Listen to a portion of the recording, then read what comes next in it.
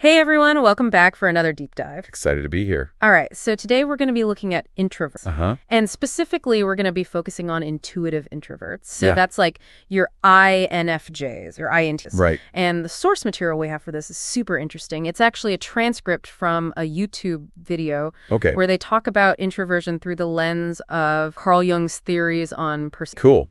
I love Jung. Yeah, it's great. Yeah, his work is just foundational to so much of what we understand about personality. Exactly. And it's so relevant, like even today. Yeah. So this could be great, I think. I think so too. And I think it'll especially resonate if you've ever kind of felt like, you're an introvert and you feel like the world is just like designed for Oh, totally. Like you just don't quite fit in. Yeah. And so hopefully through this deep dive today, we can kind of use the source material to maybe understand that a little bit better. I think so too. And I think the source material does a really good job of actually highlighting some of the strengths of being an introvert, like the unique strengths. Absolutely. And that's really what we want to get into today. We're going to be looking at what makes these intuitive introverts, INFJs, INTJs so unique. Mm-hmm. We're going to try and clear up some of the common misunderstandings about what introversion actually is. Right, because there are a lot. So many. Yeah. And then also, like, how can these individuals actually thrive and be successful, in a world that often feels like it doesn't really cater to. Yeah, and like how they can do that without feeling like they have to completely change who they are. Exactly. Yeah. And a lot of this is going to be based on Carl Jung's theories and how they kind of led to the Myers-Briggs framework. Right, because the source material uses both of those. Yes, exactly. Okay. Okay, so I think a good place to start would be like with Jung. Yeah, definitely. And like, kind of his work on personality and introversion and extroversion. Okay, yeah, so what's so insightful about Jung is that he was really one of the first to say that each of us like processes the world in a different way. Yeah. And that we kind of have these distinct personalities. Right. And so his idea of introversion, right, where you draw energy from your kind of internal world of thoughts and feelings versus extroversion, where you gain energy from the external world and kind of interacting with other people. Yeah. That's so fundamental to how we understand personality today. Absolutely. And then, his work kind of led to the development of the Myers-Briggs Type Indicator. Right, which the source material mentions, Yeah. which is also known as the MBTI. Uh-huh. And I mean, it's still so widely used. It is. Like if you've ever taken a personality test online, Oh, yeah. it's probably based on the MBTI. It probably is. And it basically gives us 16 different personality types. Right. Based on those 4 pairings that we talked about. Yep.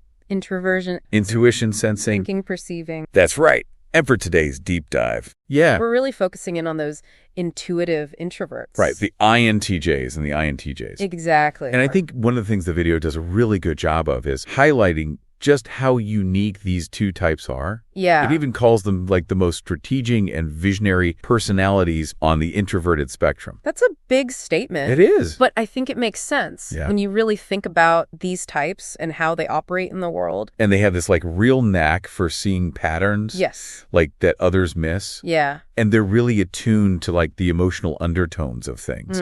Like they could just read people so well. Yeah. And I think that's something that a lot of people don't necessarily associate with, right? Right. Like they think of introverts as being shy. Oh, yeah. All the time. Or quiet. Uh-huh. But there's so much more to it than that. Yeah. And the video actually shares a personal story. Oh, really? Yeah. About how the speaker was told to like loosen up at work. Oh, gosh. I feel like so many introverts have heard that. Oh, totally. I know. I have. Yeah. It's like this constant pressure to be more extroverted. Yeah. It's like they don't understand that that's not how we're wired. Yeah. And it really highlights like how much introversion is misunderstood. Yeah. Like it's often confused with shyness. Right? But it's not the same thing. Not at all. Like shyness is really about a fear of social judgment. Uh-huh. Whereas introversion is more about how you get your energy and how you process information. Yeah. It's like where your mental energy is focused. Exactly. It's not necessarily about avoiding interactions. Right. It's that you find deeper, more meaningful interactions more stimulating. Yeah. And they might need more time to process. Yeah. Whereas like a lot of small talk can feel really draining. Yes, absolutely. And the video also touches on something else that I think is important to clarify. Yeah. Which is the difference between introversion and conditions like ADHD or autism. Right. And those often get confused as well. Yeah. It's like people just lump everything together. Right. And they're all very different. Very different. Yeah. So like ADHD is more about difficulty focusing right and impulsivity, whereas autism can impact things like social communication and how you interpret like facial expressions. Right. And intuitive introverts like INFJs and INTJs, they're actually often capable of incredible focus and concentration. Yeah. And they can be really good at strategic thinking. Right. So it's not that they lack those skills. It's just that they're very intentional about where they choose to use them. Yeah, and how they kind of manage their... Exactly. Okay, so now we've kind of laid the groundwork. Like we have a better understanding of what it means to be an intuitive introvert. Right. But now I kind of want to get into like what makes these types so effective. Yes, let's talk about their strengths. What are their superpowers? Okay, so one of the biggest ones that the video talks about is their ability to focus deeply and to really analyze things carefully. Yeah. Like, unlike people who are more easily distracted, Right. INTJs and INTJs can really get lost in their work. And they're not afraid to spend a lot of time thinking about a problem before they come up with a solution. Yeah. So this makes them really good at things that require, strategic foresight or like innovation and precision. Like what kind of field? Well, the video mentions a few, like science and technology, philosophy, writing. Yeah, that makes sense. It's all about that deep thinking. Absolutely. Not just scratching the surface. Right. But really going deep. Going deep. Yeah, and the video also talks about their intuition. Oh, yeah. And their critical thinking skills. Like, they're always analyzing possibilities before they act. Right. So they're not making decisions impulsively.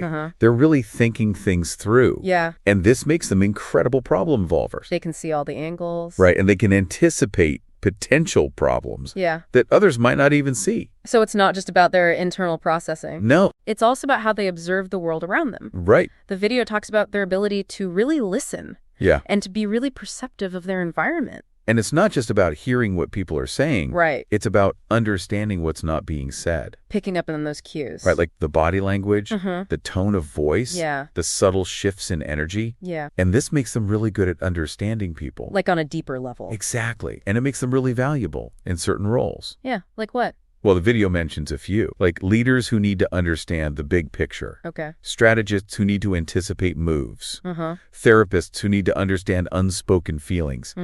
Teachers who need to connect with their students. Yeah. And negotiators who need to read the room. Yeah, that's such a good point. Like, in a world where everyone's trying to be heard, right, the people who actually know how to listen are so valuable. They're gold. They are. Yeah, and the video actually gives some historical examples of people who were likely intuitive introverts. Really? Yeah, like Isaac Newton. Oh, wow. Nikola Tesla or Albert Einstein. Yeah, that makes sense. And what's so interesting about these figures is that they weren't necessarily the most charismatic people. Right. Or the loudest voices. But they had this like incredible ability to observe and to think strategically. Yeah. And they were so innovative. And they changed the world through deep thought and introspection. Exactly. Not through like, being the life of the party. Right. Yeah, that's such a good point. It really makes you think about what true leadership is. It does. Yeah. So we've talked about the strengths, but obviously the world isn't always set up to recognize those quieter strengths. Unfortunately not. So how does the source material address like the challenges that these types face? Yeah, the video talks about how a lot of societal structures, particularly like the professional world, tend to favor extroversion. Right. Like we value confidence. Right. We value people who are really active and vocal. And sometimes those who are more reflective, they can get overlooked. Right. Or underestimated. Yeah, and it can even start in childhood. Oh, totally. Like when you're a kid and you're quiet, people are always telling you to be more outgoing. Speak up. Yeah, participate more. Be more social. Yeah, and that message just continues into adulthood. And it can be really limiting for people who thrive on introspection. Absolutely. But the video does offer some hope. Oh, good. Yeah, it talks about how there is a shift happening. Okay. Like more and more companies are starting to recognize the value of introspection and strategic thinking. It actually mentions Susan Cain and her book, Quiet. Oh, yeah, I love that book. It's a good one. And it really helped to start that conversation. Yeah, about the power of introversion. But even with that shift, the video acknowledges that there's still pressure to adapt to extroverted norms. Right, like the constant meetings. Ugh, so many meetings. I know. And the video actually says a lot of these meetings could probably be handled just as easily through email. Right. But we still feel like we have to have them face. Yeah, it's like this culture of like you have to be seen. Yeah, exactly. And then there's also the emphasis on Right, which can be so draining for introverts. It can be. Especially if you're going to like those big networking events. Yeah, where it's just like small talk with 100 people. Exactly. And the video makes a good point about that. It says that for INFJs and INTJs, it's really about the quality of the connections. Yeah. Not the quantity. Not just collecting business cards. Right. It's about building those deeper, more meaningful relationships. Absolutely. So given all of these challenges, what advice does the source material give? For how to navigate all of this. Like, how can these intuitive introverts actually thrive? Well, the video gives a bunch of really practical tips. Okay. So the first one is to recognize and value your unique ability. So like instead of trying to be more extroverted, just lean into your strengths as an introvert. Like really understand what makes you good at what you do. Yeah. And appreciate that. So for an INTJ, this might be their ability to design really efficient systems. Okay. They're very logical. They love structure. And for an INTJ, it might be their ability to communicate in a way that's really persuasive. And that connects with people on an emotional level. Okay. So really playing to your strength. Instead of trying to fix what you perceive as weaknesses? Yeah. And the second tip is about communication. Okay. And it's not about becoming like a super chatty person. Right. But it's about being effective, like making sure that you're communicating clearly and that your message is having an impact. Okay. So for INTJs, they can really leverage their empathy and their emotional intelligence. In their communication. Right, like in fields like teaching or therapy, where that's really important. Yeah. And INTJs, they should focus on communicating logically and objectively. Which makes sense for them. Right? Like if you're in a field like technology or science, that's really important. The video also says that written communication can be really powerful. Oh, interesting. For both types. Really? Yeah, so INTJs can write these like really detailed, well-reasoned reports. Okay. Yeah, INTJs can write these like really structured, logical arguments. Right. So if you're someone who struggles with like speaking up in meetings, maybe try writing out your thoughts before that. That's a good tip. Yeah, it can really help. Okay, what's the next tip? So the third tip is about building strategic relationships. Okay. And this is kind of going back to what we talked about with networking. Yeah. Like, it's not about going to every single event and collecting as many business cards as possible.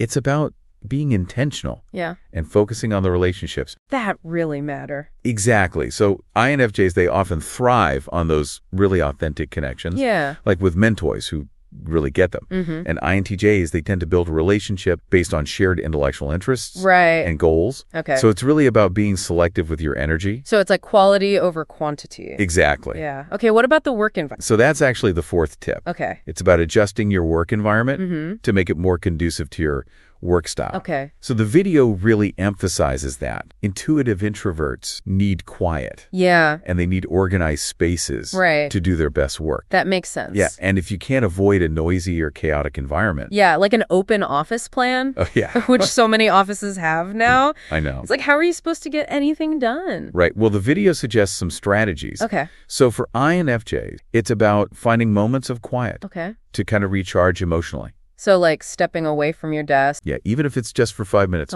And for INTJs, it's about being strategic about which meetings they attend. Okay. And using efficient work methods. So they're not wasting time. Right. Yeah. And the video also talks about benefits of remote work. Oh, yeah. Or having more autonomy in your role. Yeah. And using noise-canceling headphones. Yes, those are a lifesaver. They are. And blocking out time for deep work. Exactly. Actually scheduling it into your day so you can actually focus. Right. Yeah, I love all of those tips. Yeah, they're good ones. Okay, what's next? So the fifth tip is about managing your energy and avoiding overload. Like burnout. Yeah, exactly. And the video talks about how excessive social interaction can be really draining for introverts. Even if they're enjoying it. Yes, even if it's with people they like. It's still tiring. It is. Yeah. So INFJs, they often get emotionally fatigued. Yeah. Because they're so attuned to other people's emotions. And INTJs, while they might not be as emotionally affected, they can get really frustrated by interaction that they perceive as inefficient or unproductive. Yeah. So the advice here is for INFJs to prioritize solitude. Okay. Especially if they're in roles that are emotionally demanding. Right.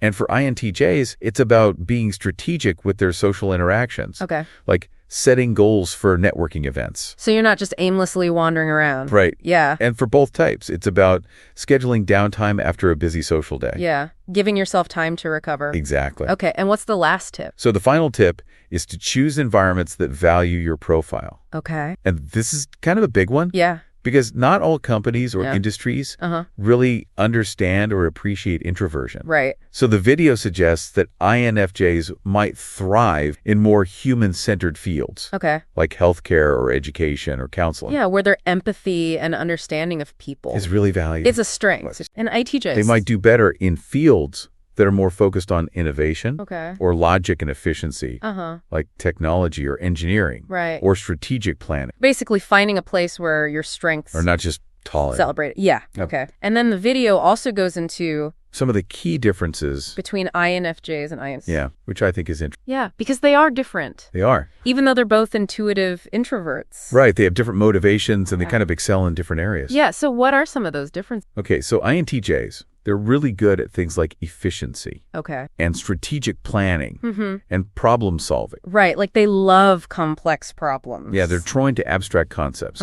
And they really value critical thinking and autonomy. Okay. So they might thrive in fields like software engineering or strategic consulting or scientific research. Yeah, makes sense. Like they want to be able to think for themselves and come up with their own solutions. Yeah. And INFJs, they're more driven by a sense of purpose and they want to make a positive impact on the world. Yeah. They're very sensitive.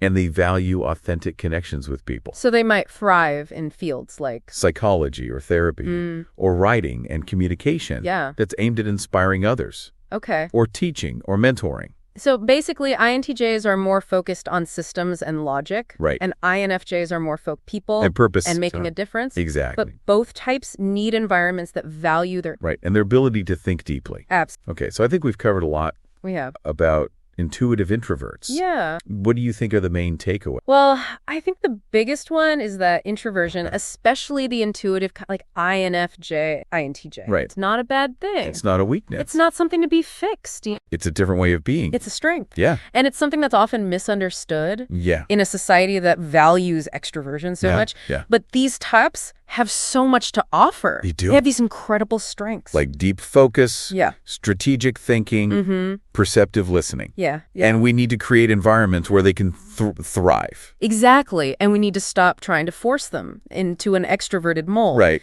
It's not going to work. Not going to work. And it's just going to make them miserable. So let them be themselves. Let them be their awesome introverted selves. Yes. And we'll all benefit. I agree. So as we wrap up this deep dive, I want to leave you with a thought. Yeah. Think about all the potential that introverted thinkers bring to the world. Yeah. And how much we lose when we don't value their contributions. It's a loss for everyone. It is. Yeah. And I think it's also important to think about how a better understanding of these differences can benefit everyone, not just the introverts themselves. Yeah, like it's a win-win. Exactly. So I encourage you to reflect on your own work environment, your communication style. Yeah.